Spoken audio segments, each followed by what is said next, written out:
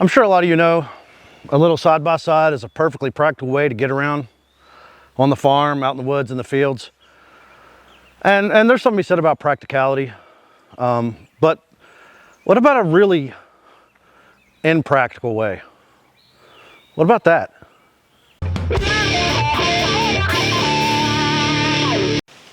Hey everybody, this is James Rattlesnake Defense. So I want to talk to you about something of mine today.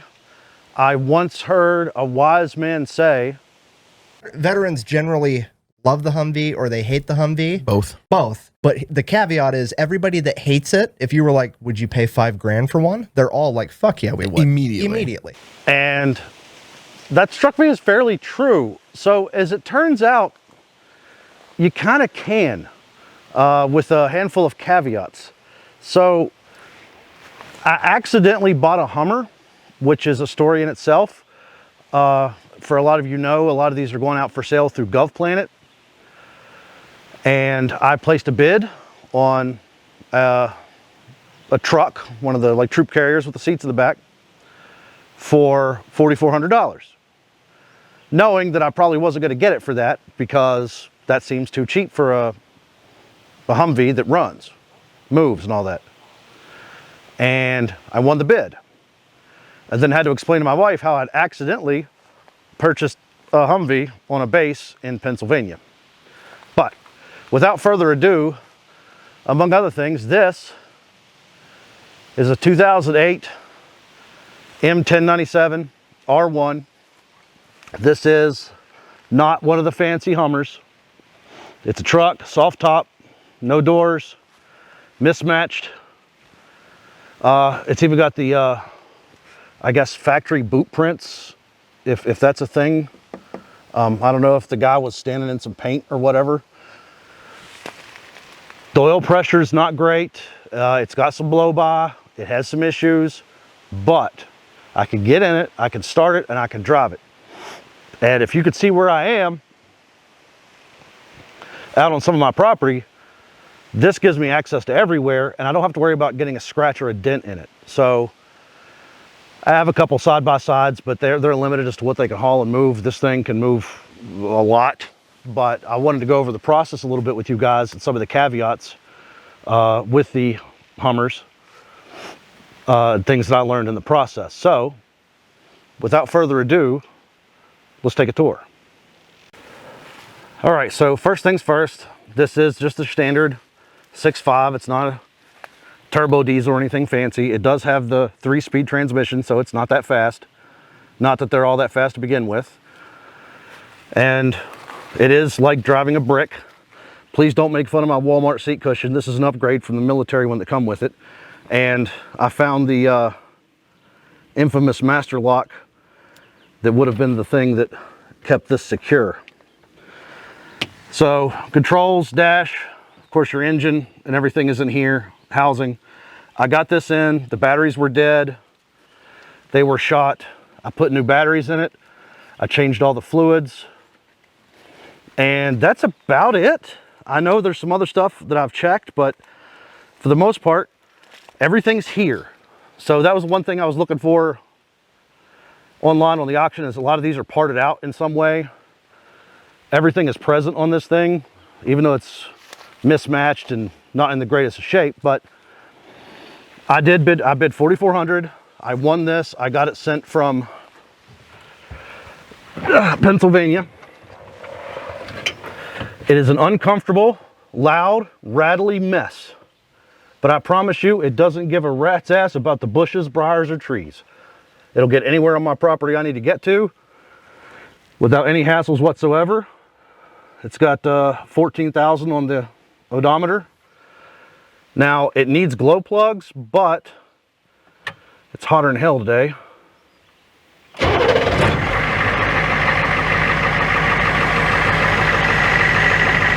And there you go. You yourself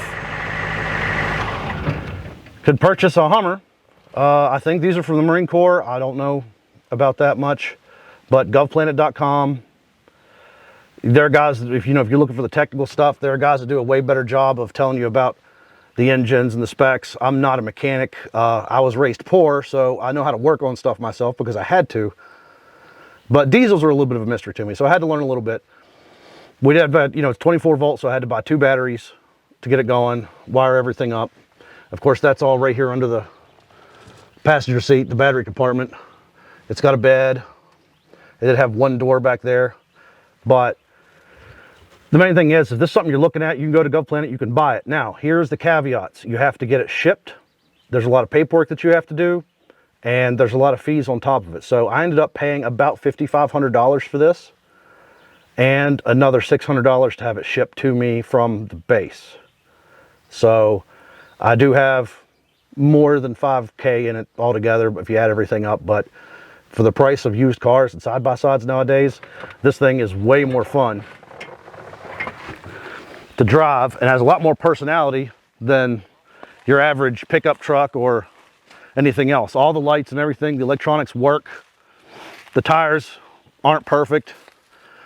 You know, it's a heap, guys. It's a heap. Soft top. But I feel like I'm absolutely going to get my money's worth out of this driving it. And I'm going to see if I can keep it going for a long time. So you'll probably see this in the background of the videos when I'm up here on my own property. This is just a lot more fun to drive than the side-by-side. And I'll show you some of the roads that I drive on up through here. You can see that, you know, it's a dirt road. It's rough. There's sometimes there's a tree down, sometimes there's briars grow out, sometimes the road grows up, and this thing does not care. It doesn't give a shit about the bushes. You just drive right over it. So I think I'm gonna bring my kids up here and teach them how to drive on this thing, and we'll see how much property damage they could do to everything up here, because I'm not sure they could hurt this thing. This did come with a brush guard on it, but it was so bent up it wouldn't go back up to access the hood, so I did pull it off. Other than that, I haven't really touched it. I know a lot of people want to restore these, drive them around town. This one isn't for driving around town. It'll be lucky to see 35 miles an hour on the dirt roads here. You can get nicer ones if it's something you want to drive on the street. Titling can be a bitch. Speaking of licensing, here in West Virginia, it's been a problem. The DMV told me that the DOD didn't give me a certificate. They only gave me a form that's been notarized, and it has to be a certificate for them to accept. So they told me to contact the Department of Defense. The West Virginia DOT wants me to tell the Department of Defense they're doing it wrong. So I don't think that's going to work out for me, so I'll find some other means of getting around that. I would just like to get a farm use tag for it in case I need to take it down to the gas station instead of hauling diesel here. But check your local laws as far as licensing goes. Insurance could be a problem too, because this thing doesn't have a VIN. It has serial number, a 6-digit serial number, and nobody wants to take that as a VIN. So you need to try to get a VIN on it. I'm still in the middle of that process. I might update. Let me know if you have any questions about that, but I'd be happy to help anybody who needs anything that I can help. I flew into this process completely blind, having no idea what I was getting into, and it turned out positive for me. So, you know, yeah, that's a whole nother story. But, you know, I just want to put this out there that this is something you guys can buy. I've spent a lot more money on way stupider stuff than this. Of course, a lot of military guys, they talk shit about Hummers. I understand that completely, but it is an awful lot of fun to drive around in something that you know the government paid more than $100,000 for. This one actually had the sticker, the DOD sticker in it, and it was 97,000 and some change, I think, just base. So, hey, I don't get very many chances to drive around a $100,000 car. Just saying. Hey, can we do the redneck truck thing where I like talk about politics with my big sunglasses and hat and say things while driving my pickup truck, like super conservative, important things, and point at the camera and all that jazz? Yeah, whatever. Let's see.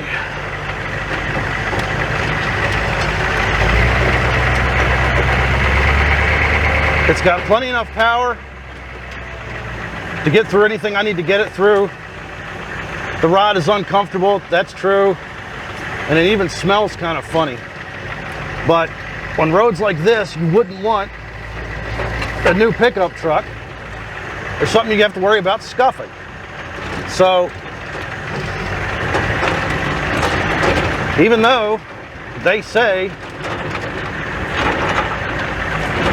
if you can buy one of these for $5,000, I'm not sure why you wouldn't, if it's something you haven't used for whatsoever. The brakes are pretty good. Actually, the brakes are really good. The suspension's fantastic. Another than my ass coming up off the seat every time I hit a bump. It does get me there. So, this is the real experience right here. If anybody's wondering, anybody can drive anything on the highway, but that's not what this was for. This is for this. And that's what I intend to use it for. Also, it's worth mentioning, like the side mirrors were inside the vehicle. I had to put those back on. Fortunately, they left me a bunch of spare parts in the floorboard. Hey, look, guys, look. Remember this? And you know, these gauges take a little bit to get used to. There's no ignition switch. All you military guys know this. That's what the padlock was for. That's kind of the joke there. But you have everything here you need. But one thing I want to point out is when I first got it, I had a short in the actual starter itself. And I was able to actually follow the wire underneath the dash all the way to where the starter is under the hood and find the short, because the electronics are so simple that I could do that. I could just follow the wire all the way through because it's so basic. Everything under here is so simple and so easy to understand, and so, I don't know, maybe 60s, 70s, that even a troll like me could work on it without very little problems whatsoever. So the air doesn't work. Of course, I don't think that's a huge factor, but you know, I can actually work on this, and I'm not a mechanic. You know, this is something I can maintain myself out in the field. That makes me very happy. And of course, if anybody doesn't know, the thing that makes this super special is actually the suspension. As you can see, if you could see, it has infinitely more ground clearance than a humongous jacked up small penis truck that a lot of people drive around in, because everything's tucked up underneath and pushed back into the cab. So there's nothing underneath to hang up. So there really isn't anything out here in this kind of terrain other than just running into a tree that can stop it. Now, it doesn't have a lot of power to climb the hills. You might have to put it in low, but you're gonna get there. I mean, I promise you that. But I mean, yeah, the fact is, there's a lot of this out there, and right now there's not very much this out there. And I don't know how often you're gonna have a chance to buy these things. You have to understand they're being replaced. So there's a limited number of them. There's a limited number that will be for sale that you could buy. I was fortunate and got one at a good price. I hope you guys can do the same if it's something you want to do, but Lord knows I buy dumb shit all the time anyway, so please don't judge me.